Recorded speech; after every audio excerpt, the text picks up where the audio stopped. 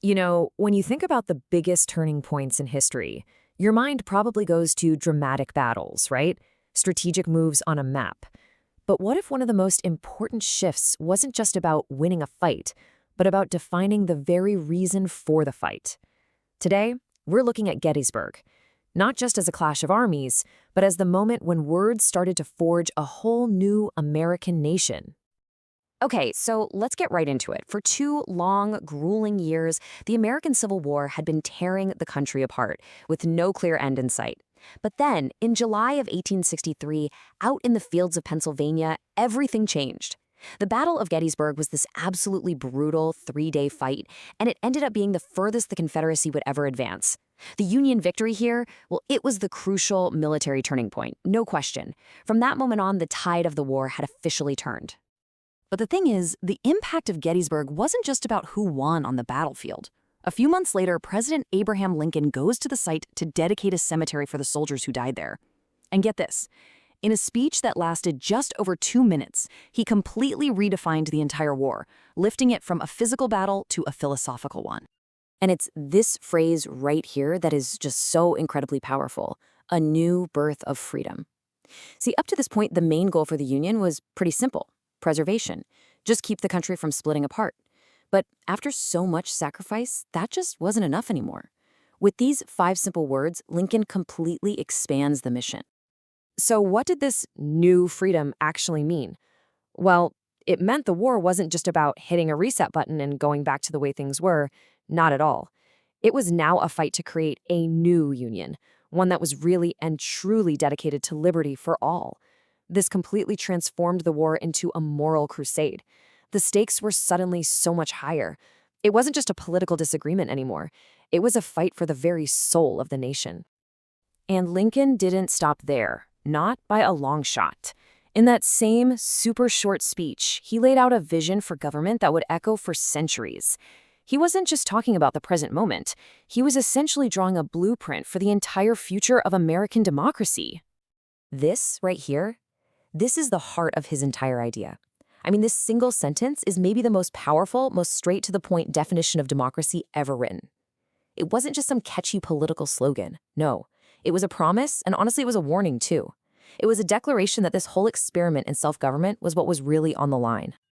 And he breaks it down so perfectly. Of the people. Okay, that's where the power comes from. It comes from us. By the people, that's how it works. We participate. We run it.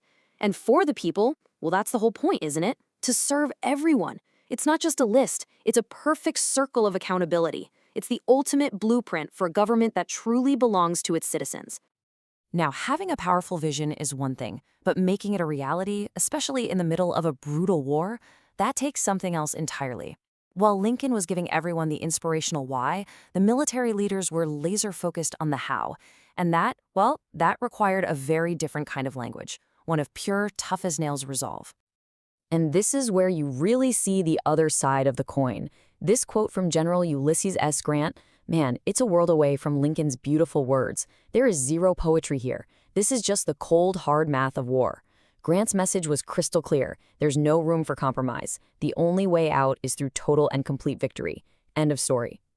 So here's the key, and you really got to get this. You needed both. You needed Lincoln's soul-stirring vision, the moral why that could get a country through unimaginable loss, but you also needed Grant's relentless practical strategy, the how to actually finish the job.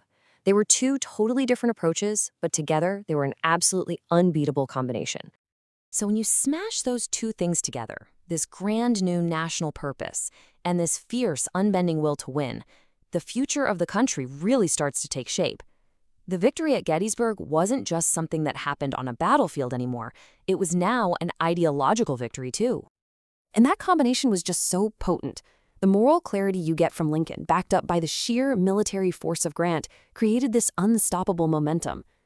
After Gettysburg, both the path and the purpose were clear. A Union victory wasn't just a hope anymore. It was a reality that was getting closer every single day. All right, let's wrap this all up. What are the big takeaways here? It all kicked off with the massive military turning point at Gettysburg. Then Lincoln steps in and completely redefines the whole purpose of the nation, centering it on a new birth of freedom, while also handing us this timeless vision for democracy. And backing it all up, was the hardcore military resolve to see it through to total victory. All of these pieces together didn't just win a war, they completely reforged a nation. And that leaves us with one final thought. Lincoln's words weren't just written down. They were forged in the fire of a civil war, designed to give meaning to an unbelievable amount of sacrifice. He defined a government of the people, by the people, for the people. So the big question for us, all these generations later, is this: what does that phrase truly mean in our lives today?